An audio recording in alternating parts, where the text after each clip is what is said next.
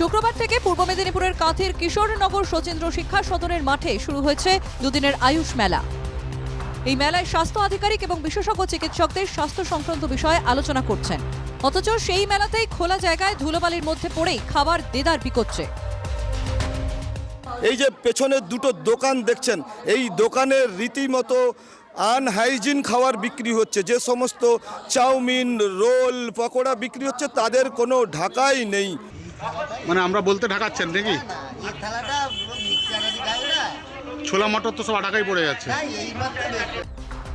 NKTV বাংলার ক্যামেরায় বিষয়টি ধরা পড়তেই তড়িঘড়ি খাবার ঢাকার চেষ্টা। শুধু মেলা নয়, স্কুল চলাকালীনও একইভাবে বিক্রি বাট্টা চলে বলে অভিযোগ স্কুলের পড়ুয়াদের। স্কুলের ক্যান্টিনে দেখছি রোল বিক্রি হচ্ছে, চাউমিন বিক্রি হচ্ছে, পকোড়া বিক্রি হচ্ছে। এরকম কি প্রতিদিন বিক্রি হয়? হ্যাঁ। আজকে দেখছি যে সব ওপেন পড়ে রয়েছে। এরকম কি প্রায়ই পড়ে থাকে? হ্যাঁ। তোমরা এগুলো কেনো প্রতিদিন? মেলায় অস্বাস্থ্যকর খাবার বিক্রির অভিযোগ খতিয়ে দেখার আশ্বাস জেলার আয়ুষ বিভাগের। হাইজেনিক খাবার খেয়ে যদি কিছু হয়, নিশ্চয়ই সাধারণ ছাত্রছাত্রীদের মধ্যেই অসুবিধাটা হবে। সেটা আমাদের স্বাস্থ্য দপ্তরের উপর অবশ্যই বর্তাবে যে তারা ওই আনহাইজেনিক খাবার খেয়ে তাদের এই অবস্থা হয়েছে। নিশ্চয়ই এই ব্যাপারে আমরা খোঁজখবর নিয়ে দেখব, এবং যদি সত্যি দেখা যায় যে সেখানে আনহাইজেনিক খাবার হয়েছে, আমরা অতি অবশ্যই সেই বিষয়ে পদক্ষেপ নেব।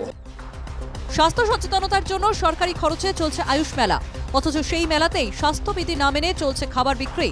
অস্বাস্থ্যকর খাবার বিক্রির দায় কার, তা নিয়ে উঠছে প্রশ্ন। অবশ্য স্বাস্থ্য দপ্তর বলছে যে অভিযান চালাবে। আমাদের নজর থাকবে সেই দিকে।